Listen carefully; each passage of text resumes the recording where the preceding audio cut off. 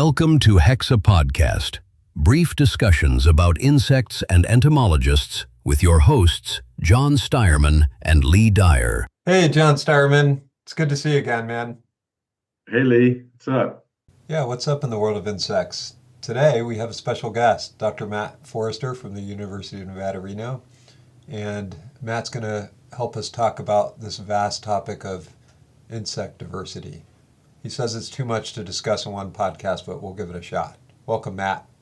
Hi, nice to be here.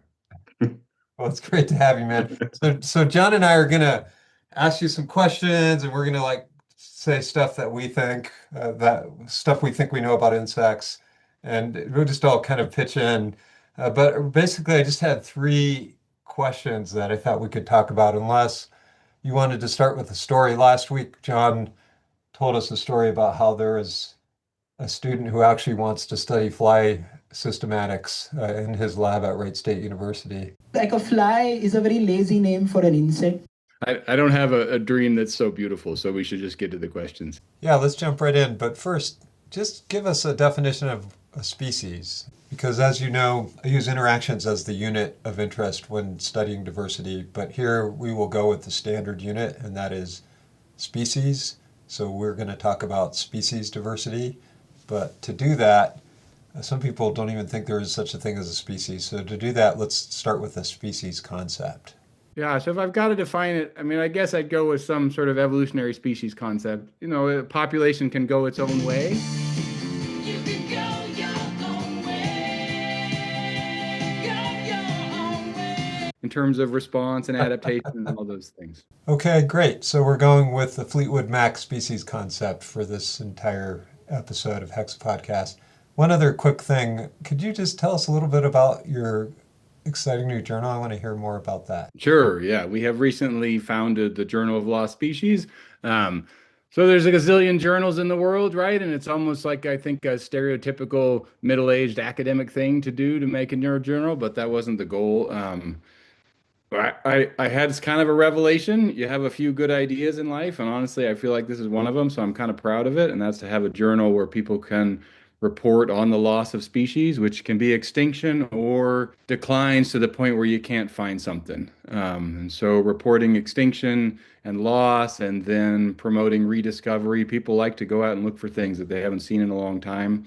And it's kind of a dream, and that it's highly impractical, and there's all kinds of organisms for which we can't do it. But it has, I think, struck a nerve with people, and we've got editors from all over the world, and we are juggling 13 manuscripts that are in review right now that I'm pretty excited about. And it's also, I think it's kind of fun science. Like, it's very publicly accessible. It's not very technical. It's really, when was the last time we found something, and do you want to go look?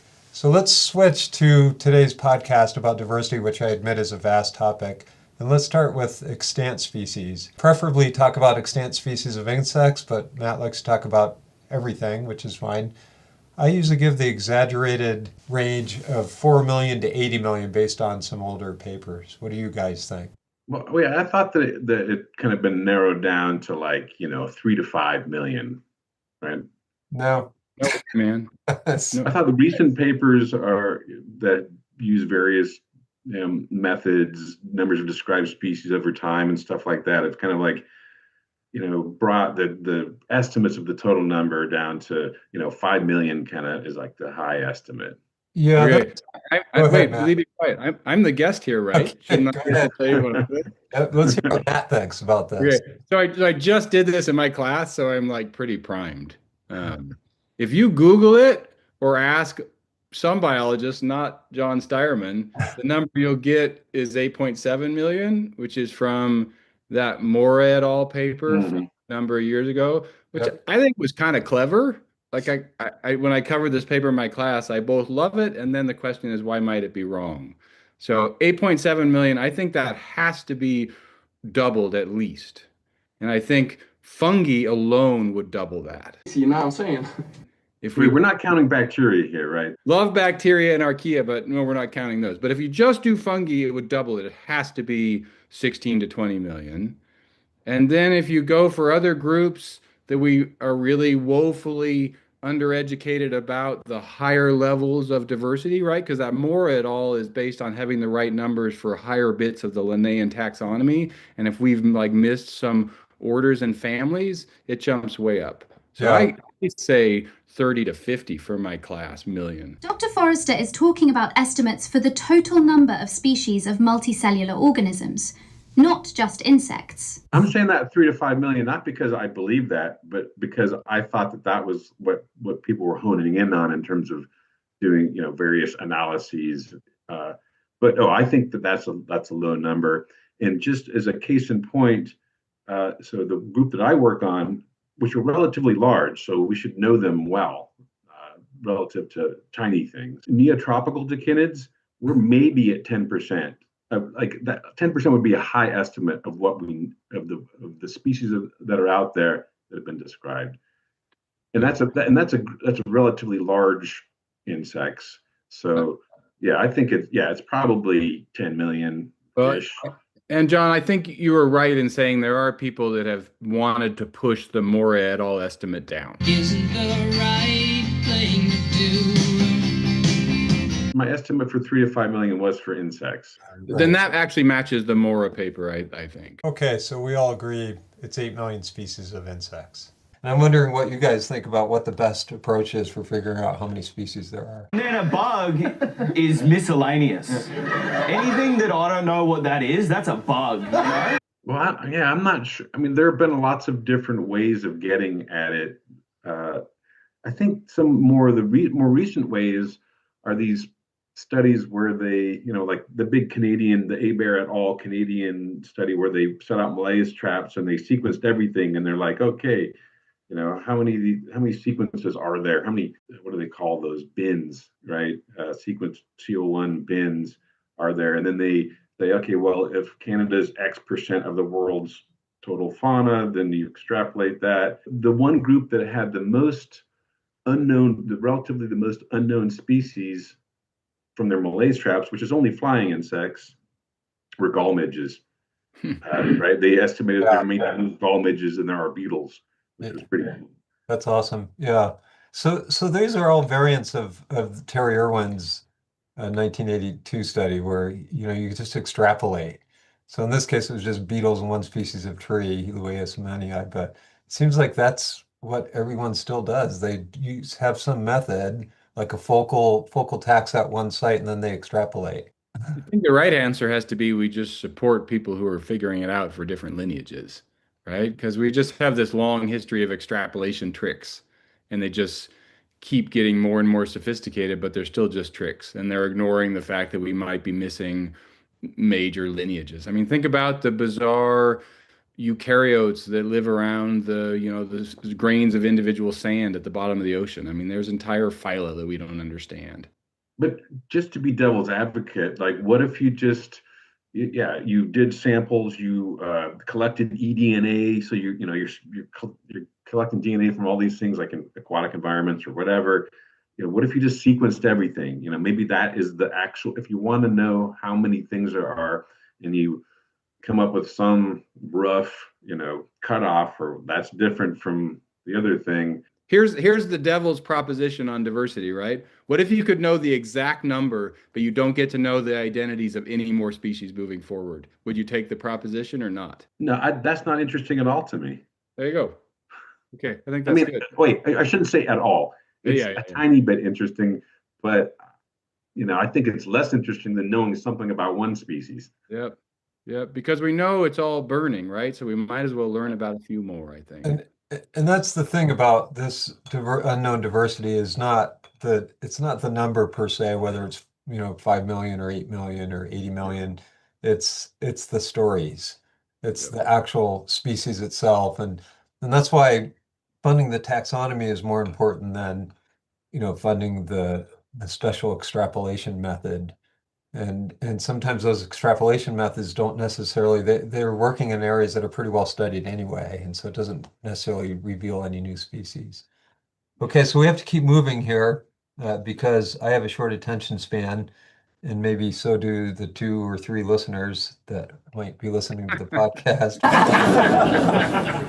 Dyer tries to move on to the next topic, but First, he wants clarification on how many species of insects, not fungi, not nematodes, how many insect species are on the Earth. What do you think, Dr. Forrester? Do you agree with John Steierman's estimate? Whatever John says, I'll do it by 10 just to be. Okay. Okay. So Let's just say 5. Let's say 5 million. Okay, there's 5 million species of insects. Why are there so many species of insects? Okay, so how do we get new species? Let's imagine the neutral process. So some island rises. Yeah, you both take a drink. You guys are getting paid? Some island rises out of the sea, and something new colonizes. Right, it's going to be a primary producer as a first shot, and then a million years go by, and that primary producer disperses to the other side of the island, and by chance we might get two species, by which we mean some differences have accumulated such that those two things are going to go on their own evolutionary paths. It doesn't mean they're not going to necessarily ever interbreed, but they're mostly on their path. So we got two species. So time goes on, and it might be that one of those goes extinct before another one arises. But if we get lucky, we might have a couple arising at the same time, and then we can get a snowballing process where we're going to start to get more species. So that's the neutral model in my brain of how we get species. And then some lineages get on the fast track. Like some lineages have a ticket that gets them over that initial threshold sooner, and then it's an exponential process. Once you start getting more species, you get a lot more species. So the question is, why did insects get one of the tickets? And did they get a ticket because they form the species faster, or because they go extinct at a lower rate? And then I'm going to pass it to you, John. You answer that. Do they speciate faster, or do they go extinct at a slower rate?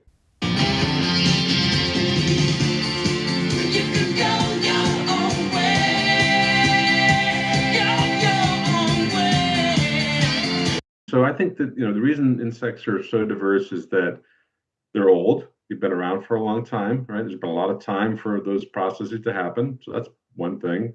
Yeah. Two is they're small, right? They're easily isolated, right? You don't need maybe a mountain range to necessarily isolate a population of insects. I mean, some of them don't have wings or hexapods, right? So when I do this in class, and before we get to insects, we talk about nematodes, which I think are the wonderful foil for insects. Because as far as we know, we only have named like in the tens of thousands of nematodes, but they are the majority of multicellular life. So the nematodologists, that's probably not what they're called, estimate that if an alien picked up millions of individual animals, 4 out of 5 would be nematodes in abundance. So they win in abundance. They're small, they're old, they're specialized, right? Because you get ones that are living in your nose hairs and others that are living on your shoe. So why not them, and why insects in terms of diversity? Well, okay, there's one thing is I think they are probably far more diverse than we understand. So they would correspond to those three things. But also there is something about the adaptability of insects, the body plans, maybe arthropods in general, maybe not just insects. Yeah, I think you gotta include their nervous system and also the tracheal system of insects, but then also with respect to the question that Matt was asking, the short generation times and the sort of the classic are selected. That feeds into them being able to quickly adapt, right? And then sexual selection is another huge one. Well, wait, what about the whole complex life cycle thing? Because the most diverse groups of insects have this separation between the adult and larval niches, and that definitely has something to do with the enormous diversity of insects. It's almost like insects hit a sweet spot, right? Whereas nematodes might be so darn good at what they do that they actually maintain large population sizes and connectivity even though they're specialized. Where insects might have certain shortcomings that are always fracturing populations and leaving them isolated and open to selection, not because they're so darn amazing. I mean, of course they're amazing, but because they actually sort of fail in dispersal or fail in connectivity, which facilitates evolution. So they're diverse because they suck.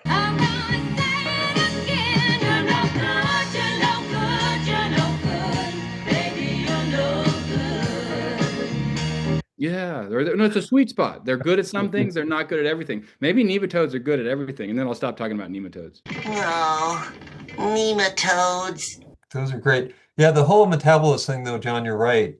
And if you look at the top four, the Coleoptera, Lepidoptera, Diptera, Hymenoptera, and then the next one down is Hemiptera, and they're pretty far down. There's maybe 100,000 described species of Hemiptera, and they're the only non-holometabolous insects that have diversified impressively, and they are specialized oftentimes on plants. Well, and I was going to say, we didn't say plants. I mean, there is a plant bias in those mega groups too.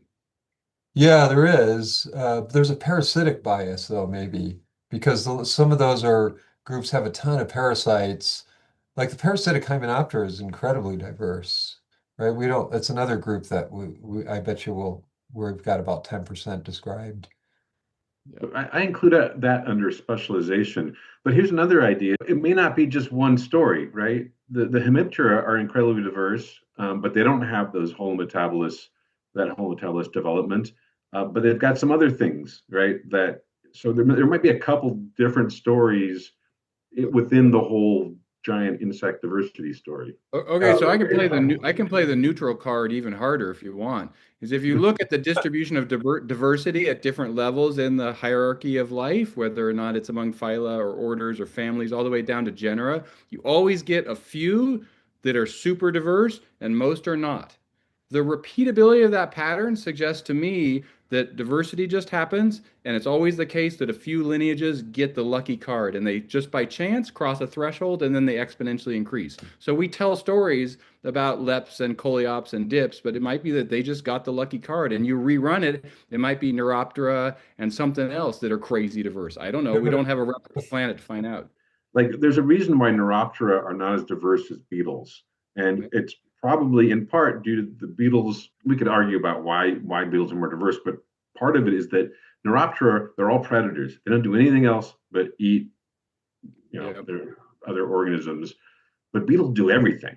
Yep. Beetles make use of every possible food resource you can imagine, and there's something that allowed them to do that.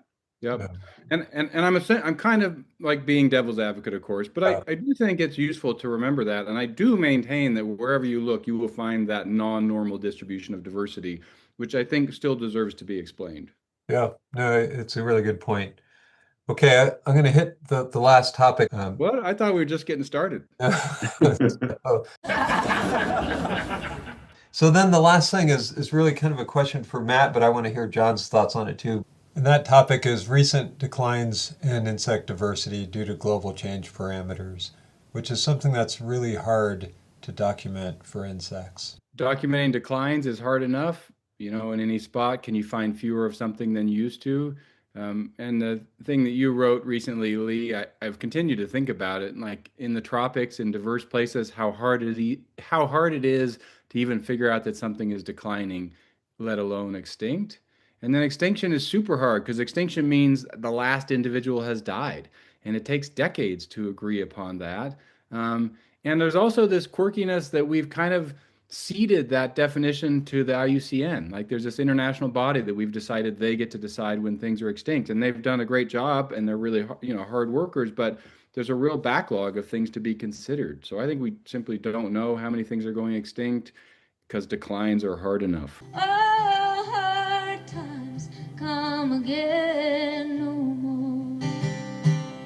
We talked that most insect diversity is unknown, right? And there's a few groups that are well studied, that people are interested in, maybe dragonflies, maybe butterflies, where we might be able, because there's enough people out there looking for them, that we might be able to document these kinds of declines.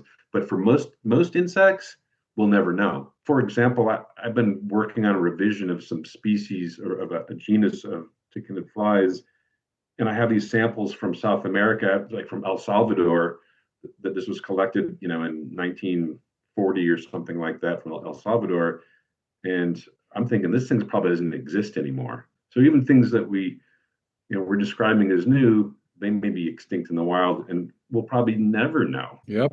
And then the harder question is, given all that uncertainty, how do we compare modern extinctions to the fossil record? And that's like It's just super hard. So it seems like the answer to the question for me is that we don't necessarily try to document decline, is that we get out there, collect as much as we can, and get as much natural history observation recorded as possible, and just really focus on that. And it's also okay to believe in conservation. Insects have amazing power to persist in tiny spots, and so if we can carry some of them with us for the next few decades, maybe there's hope. Maybe human civilization will collapse and they can have it all back. What a time to be alive, huh? Right at the end here.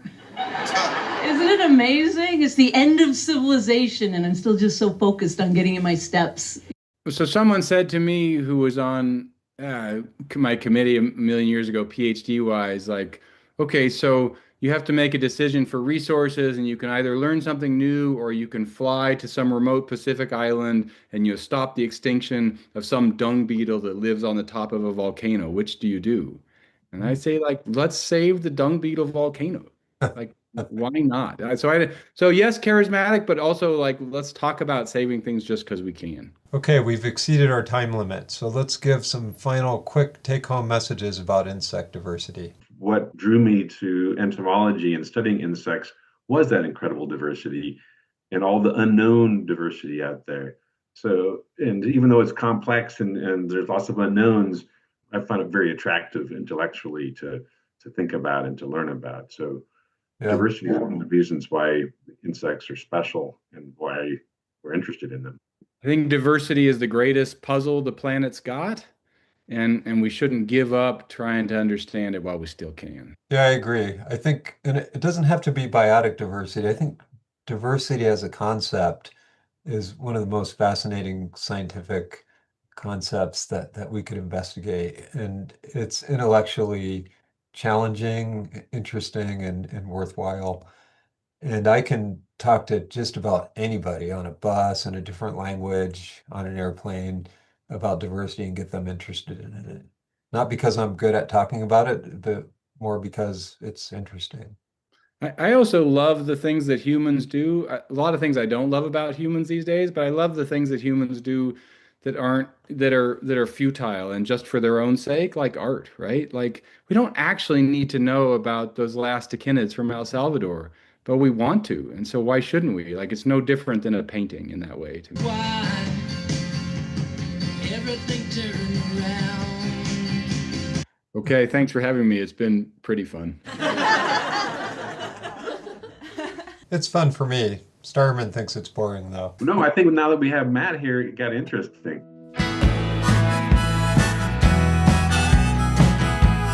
Thanks, guys. All right, well, thanks, you guys. Thanks again, all you entomophiles, for listening to Hexapodcast. We will see you next time for a deep dive into insect digestive physiology.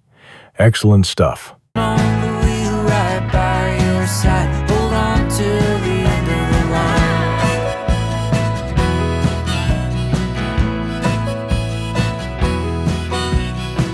Lay with you while the night is still. Proves you haven't lost your will. Soon the road will be clear. The days only go up from